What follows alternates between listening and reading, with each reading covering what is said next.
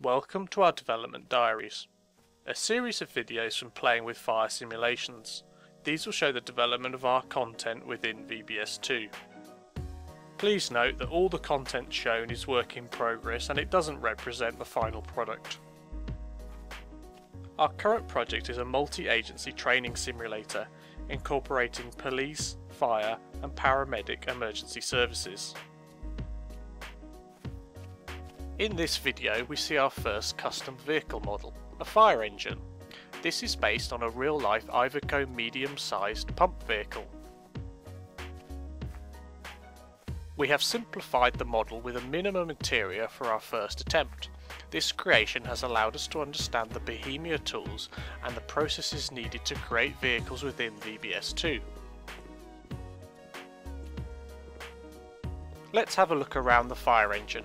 All the doors can be opened, and we've simplified the process of opening the doors and getting into the vehicle to avoid having to use the interact with vehicle user action.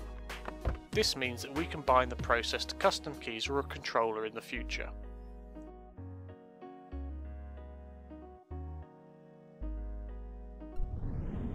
Once inside the vehicle, you can see the dashboard with working needles for speed, revs, fuel, battery and water temperature. Also notice we've got working driver mirrors.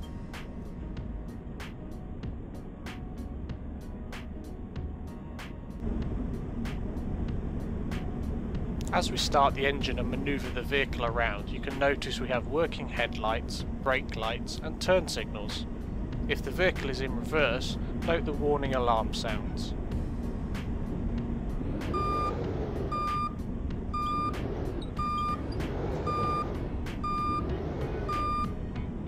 With this vehicle we've enabled the physics engine.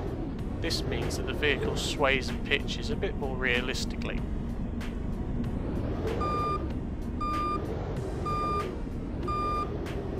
In our future revision of this vehicle we are planning a higher level of detail to the exterior as well as interior space. This will help improve the simulator's immersion to the user. In the Iveco series of vehicles, additional features unique to the fire engine are controlled by a human-machine interface panel, or HMI for short. We've replicated this panel within VBS2. In the control panel we can access the vehicle's additional lights and siren system.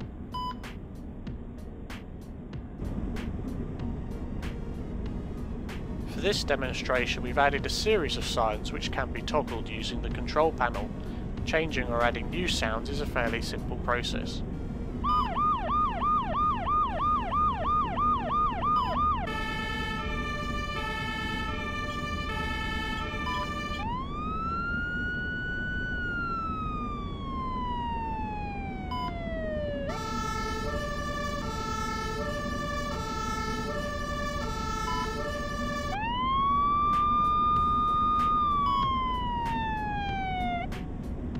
Let's quieten things down and cover a little bit more of the panel.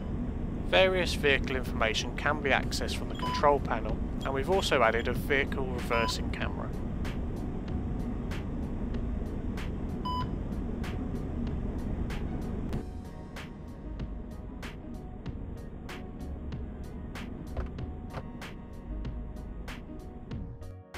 If we exit the vehicle and take a look at the rear, this is a key area for any fire engine, and so we plan to use a modular cargo system. This will allow for a range of equipment to be stored and easily accessible to the user.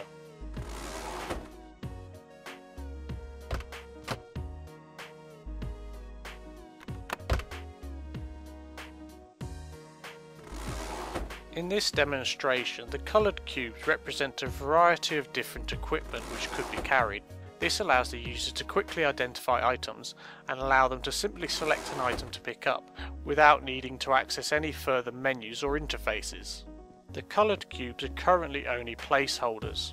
As and when each piece of equipment has been modelled, the coloured cubes can then be replaced.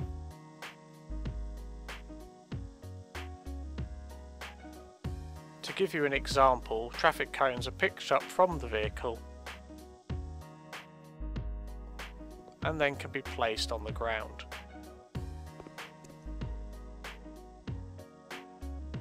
At the rear of the cargo space, this would normally house the pump system, represented here with a green cube. In real life, the pump system can either be an analog system or a digital system. We plan to create several different pump models which will then cater for each scenario. To end this video, we will show you a few scenes of the VBS2 AI operating the fire engine.